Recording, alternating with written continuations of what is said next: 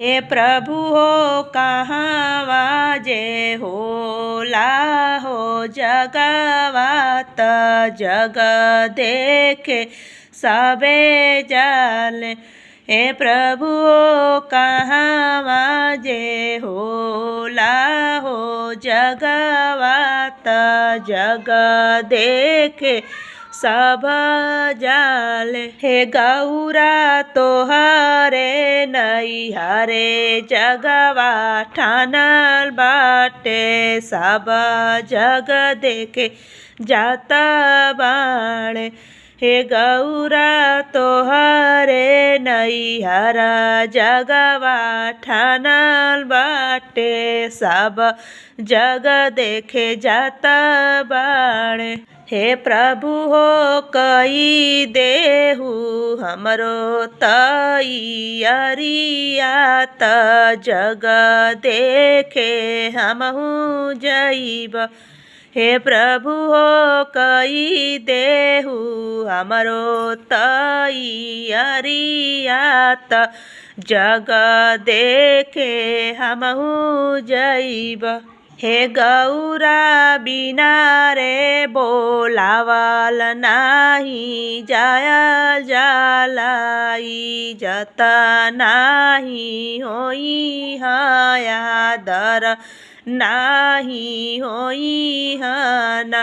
हे गौरा बिना रे बोलावल नाही जायल जालाई जत नाही होई हया दर नाही होई हना। हे प्रभु हो लादी देहु कुंडा से काठरवात चार गो कहारवा हो। हे प्रभु हो हमरो इजतिया जे होई हया दर बाऊजी करी हना। स्वामी मोरे लादी दिहल कुंडा से काठरवात चार गो कहारवान। आगे आगे चले कुंडा से काठरवात चारी गो कहार चले। मोरी सखिया पीछे पीछे चले शिव महाराज इजत आदर देखने इजत आदर देखने को। हे मोरी सखिया नहीं बोलना भैया से बापू त नहीं भौजी बोलेनी। मोरी सखिया जे करे मो कोखिया जनमली त उहो नाही चिन्हेली उहो नाही बोलेनी।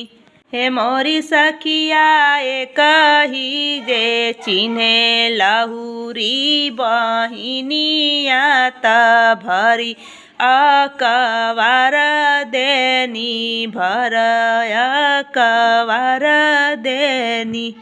गौरा कूदी गईनी हवन के कुंड त जगनाश भइल त आग बूती गईलन।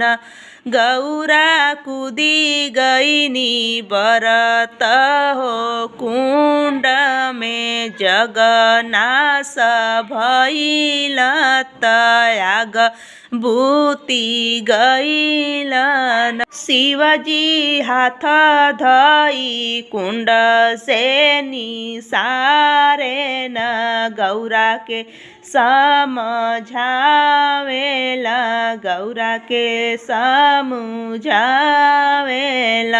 गौरा बिना रे बोलावल नाही जायल जालाई जत नाही होई हया दर नाही होई हना।